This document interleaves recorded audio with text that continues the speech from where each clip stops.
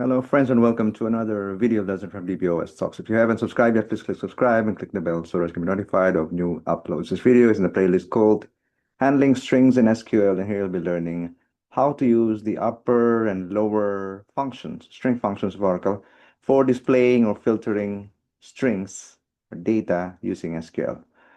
Let's look at the data in employees table first, okay? So we have a table which we have been using in the past videos, and this is a table called employees, okay? So let's just look at the data in it. So select given name, surname, civil status from employees, order by civil status descending, okay? You can ignore this part here, but let's focus that we're taking data from the employees table, and we're focusing on 3 columns here.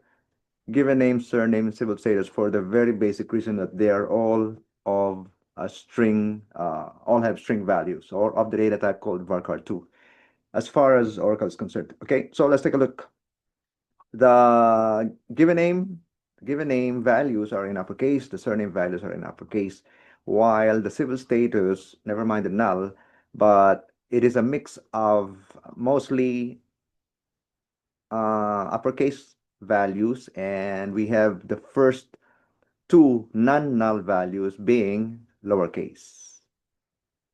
Okay. Wait, only one. Sorry, only one. Only this one here, this name over here, row number 2, has a lowercase civil status. Okay, so we will be using this eccentric data set over here to be able to practice and understand the string functions of Oracle, okay, over SQL. So the first function we'll be learning is called upper. Okay, I'm gonna paste it here so you know.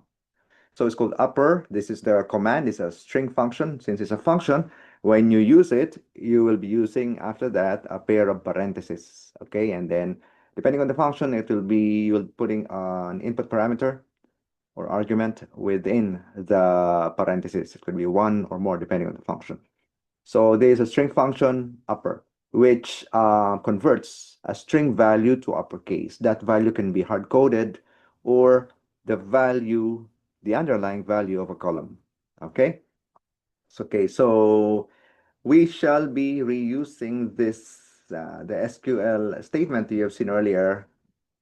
I'll put it back.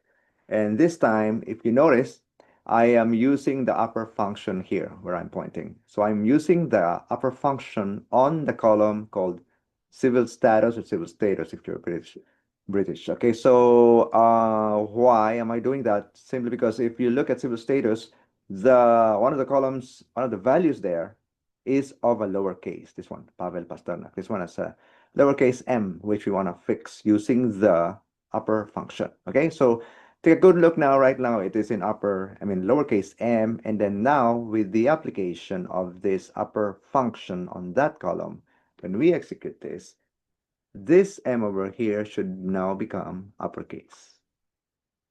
Okay, and it has become uppercase. Remember that we are only doing a select statement. A select statement doesn't necessarily change the data in the database. So it is only changing it for the purpose of display. So when I do an upper here, I'm not actually updating the table value, the column value, to, in this case, to uppercase, but only for the purpose of display. And you can also use this function for work condition using the same simplistic syntax, okay? So now we see that the civil status values are now all in uppercase, except for the null. Of course, it doesn't make sense to convert a null to uppercase, lowercase. It has no effect. It will not change. Null means no value. Next, we will learn about the lower function, and then I will put it here also. So lower function, of course, when you write it, it will be with a pair of parentheses over here. Sorry, that.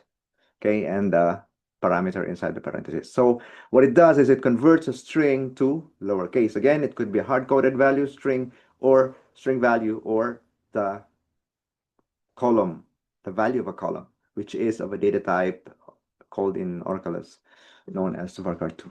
Okay. So now I will be using the lower function in another example. Here it is. So I'm reusing the old SQL statement you've seen earlier.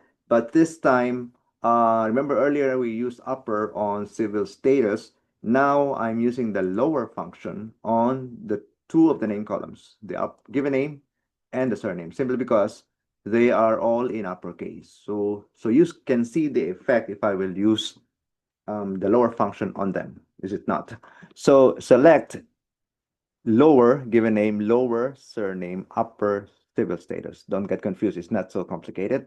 So because they are in upper, I want to change them to lower for illustration purposes. And because this is mostly, because I could see one which was lower here in civil status, that's why I used upper. Okay, so in this example, you're looking at how the lower function works, which is not really that complicated. Okay. So what it did now is it converted the name values under this column, these two columns, given name and surname, into purely lowercase. Okay, that's because we used the function called lowercase. Finally, let's learn about a third function which is seldom used, but it's good to know this one. This Oracle, it's called initcap, and what it does is it capitalizes or converts to uppercase the first character of each word in a string. Take note, first character of each word in a string. Okay, so let's see it in action.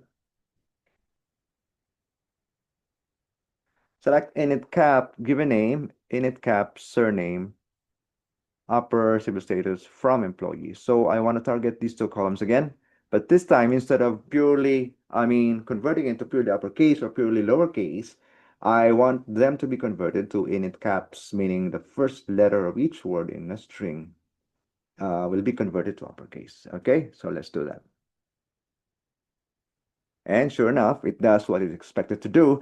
If you look at the values of given name and the surname, they have all been converted to init caps, meaning the initial letter of each word in that string was converted to uppercase. So it so happens that the string here consists of only one word. So it's this, right? So it's not a very good example. It's good enough for you to understand, but I want you to see the capability of this init cap. So let us look at an example where the string consists of more than one word. So this is the string now.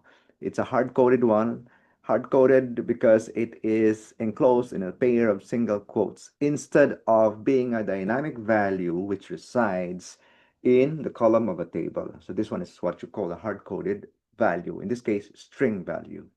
So select init cap, and then there's a string here enclosed in parentheses and enclosed in single quotes inside that. This is just a test. This is the string.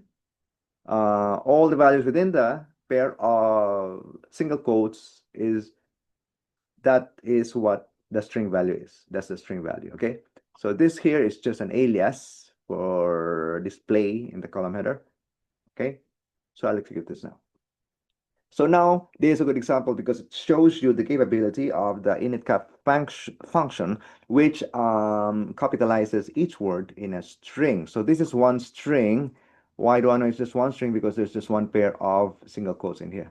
And everything that's within the pair of single quotes is the string value. So what the initcap did was to capitalize each word. So the word this is just a test. All of them have been capitalized in caps.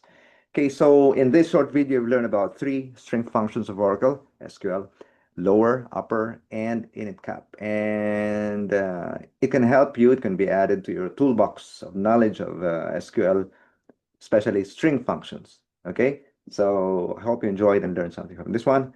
If you haven't subscribed yet, please click subscribe and click the bell and spread the word. And I'll be seeing you in the next video.